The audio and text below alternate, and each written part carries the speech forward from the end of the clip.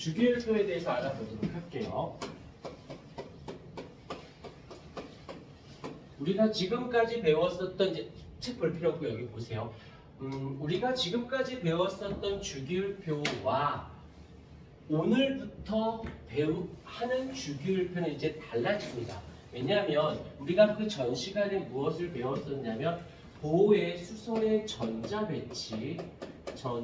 배치라는 걸 배웠고, 그 다음에 또 무엇을 배웠냐면 오비탈이라고 하는 개념을 배웠어요.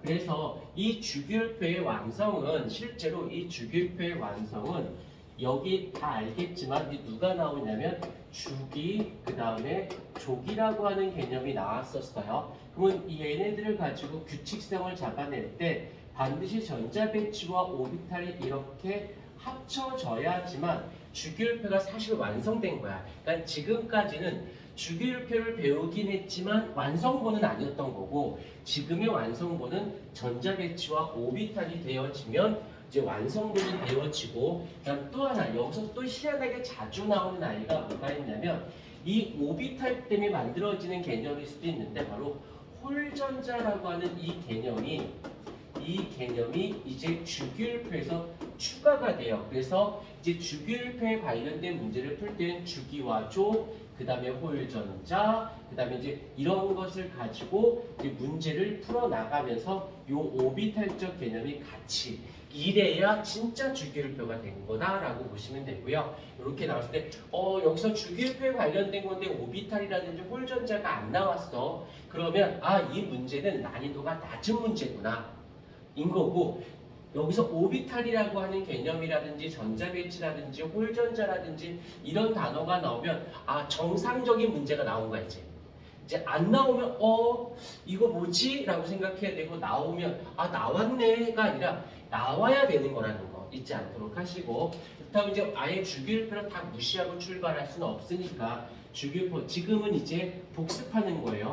알고 있는 거를 머릿속에서 다시 한번 상기한다라고 생각하십시다. 주기율표 하면 우리가 보통 이제 누가 데베라이너, 데베라이너, 뉴렌즈, 그다음에 이런 분들에 의해서 원자량 순으로 어여보세요. 원자량 순으로 나열을 했다면, 이번에는 이제 모즐리라는 분에 의해서 원자 번호를 가지고 순으로 나열을 하게 되죠.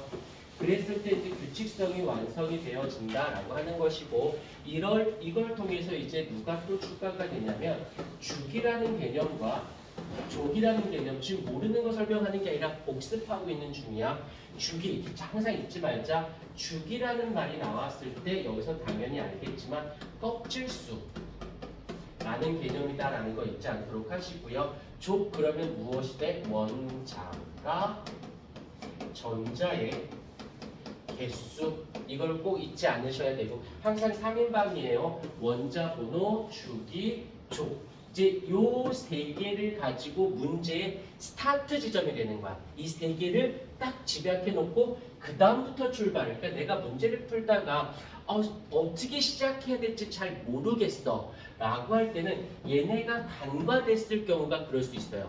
그러니까 안 풀렸을 때 얘네들 다시 한번 싱크하고 접근하시면 스타트 지점을 조금 더 부드럽게 진행할 수 있다는 거.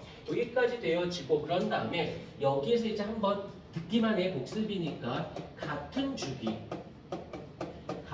주기예요 라는 말의 뜻은 껍질수가 같아 이랬을 때 원자 번호 증가라고 했다라면, 같은 주기니까 이제 같은 가로줄이겠지. 그래서 원자 번호가 증가한다라는 말의 뜻은 양성자의 수가 늘어났다는 뜻이고, 그만큼 플러스 전하량이 어떻게 됐다? 커졌다라고 볼 수 있고, 그만큼 인력이 세졌다라고 볼 수 있는 거지.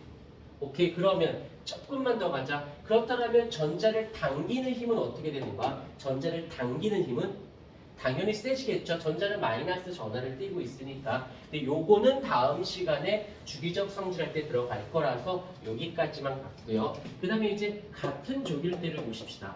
같은 족. 일 때는 당연히 이럴 때 이번엔 또다시 원자 번호가 증가한다라고 생각을 해볼게요. 이때는 어떻게 돼? 이럴 때는 여기서 껍질 수가 증가하는 것이지, 껍질 수가 증가하게 되면 그만큼 그 양성자와 전자 사이의 거리가 어떻게 돼? 커지니까 인력은 어떻게 되어진다? 작아진다 라고 볼 수 있는 거지. 그래서 여기서 요거를 살짝 접근을 달리할게. 일단 주기율표를 기준으로 했을 때 여기서 핵 양성자와 전자 사이에 인력이 커질 조건은 요게 좀 이해가 됐으면 좋겠는데, 오른쪽 위로 갈수록, 위로 간다는 건 껍질 수가 작아지는 거니까 핵과 전자 사이 거리가 가까워진다는 뜻이고, 이 오른쪽으로 간다는 건 핵 전하량이 커지니까 그만큼 당기는 힘이 세진다라고 볼 수가 있는 거지.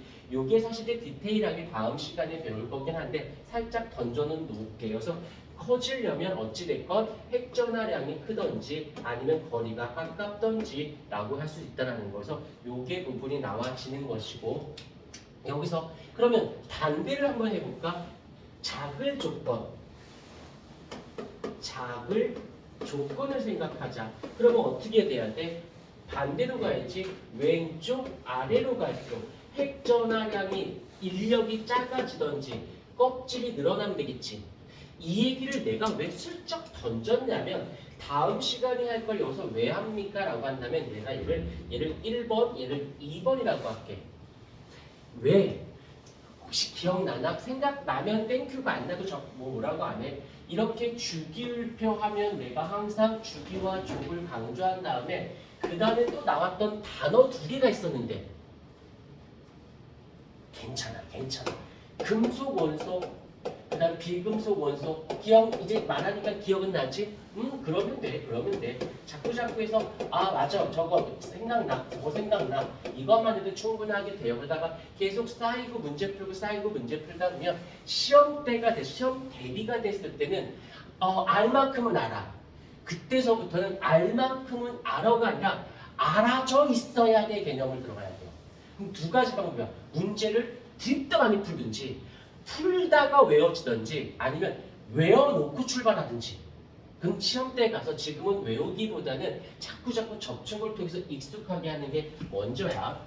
그래서 문제 많이 틀리는 거에 하나도 신경 쓰지 마. 대신 문제는 틀려도 좋은데 풀기라도 하자. 안 풀면 진짜 답이 없다. 외우는 거는 솔직히 크게 도움 안 돼요.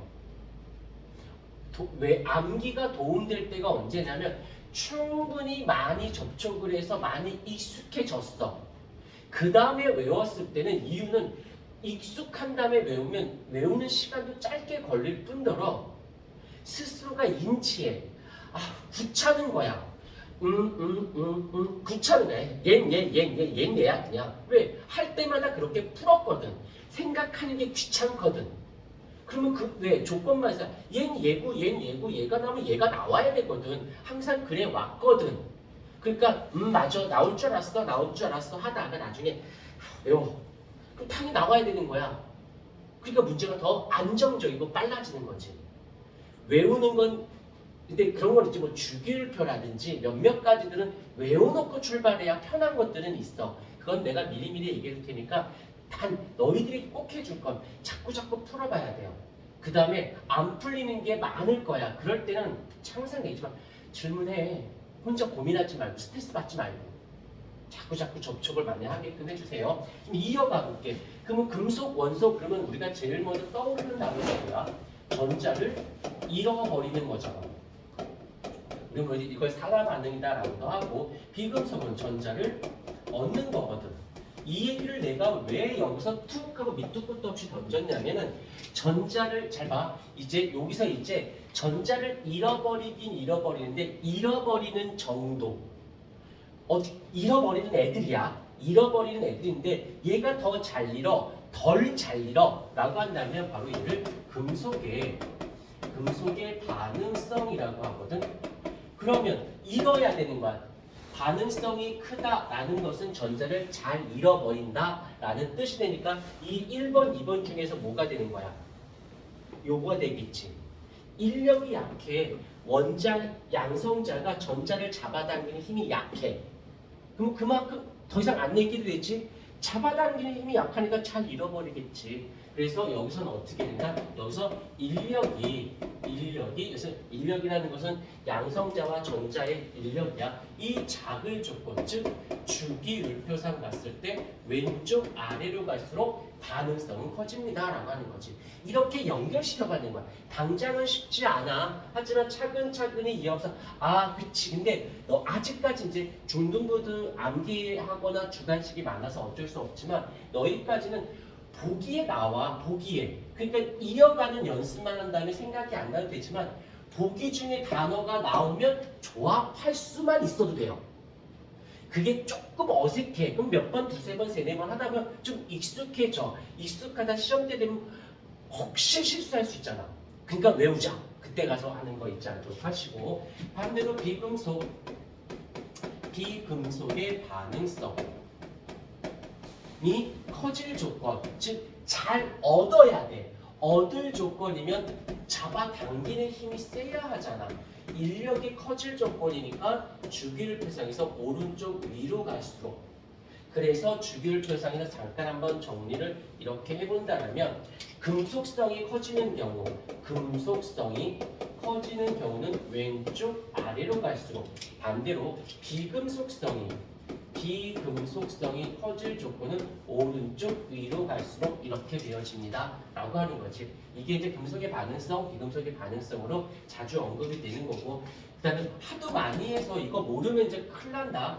옥텟 규칙 어떤 건지 알고는 있죠? 옥텟 규칙, 비활성 기체와 같은 전자 배치를 갖기 위해서 전자를 잃거나 얻는 건데, 이제 이 옥텟 규칙을 기본적으로 알았다면 이제는 누구랑 같이 전자 배치와 오비탈이라고 하는 개념을 믹스해서 같이 배워야 돼요. 일단 옥텟 규칙 하면 제일 먼저 나오는 게 비활성 기체겠죠. 비활성 기체 보십시다. 누가 있냐면 헬륨이겠죠. 자, 항상 하는 요거는 시키는 대로 좀 따라와 주세요. 일단 원소가 나오면 원자 번호를 먼저 씁니다. 그럼 원자 번호는 꼭 전자의 개수가 되는 거지. 그러면 써보는 거야. 전자 배치로 따지면 동글뱀이 전자 2개. 그 다음에 첫 번째 S오비탈의 2개. 이건 껍질이고 오비탈의 모양이고 얘가 전자 쓴 건 알고 있죠. 앞 시간에 배웠던 거야. 얘를 어떻게 표현해야 돼? 이렇게 있으면 전자는 2개까지인데 화살 표시는 반대 방향으로. 그 다음에 네온을 보십시다. 네온은 원자 번호 10번, 그러니까 전자가 10개겠죠? 그럼 배치로 따지면 전자 2개에다가 여기 하나, 둘, 셋, 넷, 다섯, 여섯, 일곱, 여덟. 그래서 1S에 2, 2S에 2, 2P에 6. 해서 그림을 그리면 그림까지 반드시 표현하고 그림까지 꼭 하는 연습 다 하셔야 돼요. 이유는 어디 가려고 하는 거냐면 지금 나는 홀전자 가려고 하고 있는 중이야. 그러면 무조건 홀전자로 갈 수 없어. 계속 이어가면서 홀전자를 몰아붙이려고 하는 중입니다. 그래서 이렇게 2개가 있고 P오비탈은 3개가 있겠죠. 여기서 전자 하나, 둘, 셋, 넷, 다섯, 여섯 이렇게. 한 번만 다시. 그 다음에 아르곤은 원자 번호가 몇 번? 18번이죠. 그래서 첫 번째 껍질에 전자 2개, 두 번째 껍질에 전자 8개. 그 다음에 세 번째 껍질에 하나, 둘, 셋, 넷, 다섯, 여섯, 일곱, 8개. 그래서 첫 번째 S오비탈에 2개, 두 번째 S오비탈에 2개, 두 번째 P오비탈에 6개, 세 번째 S오비탈에 2개, 세 번째 P오비탈에 6개. 그래서 그림을 그리면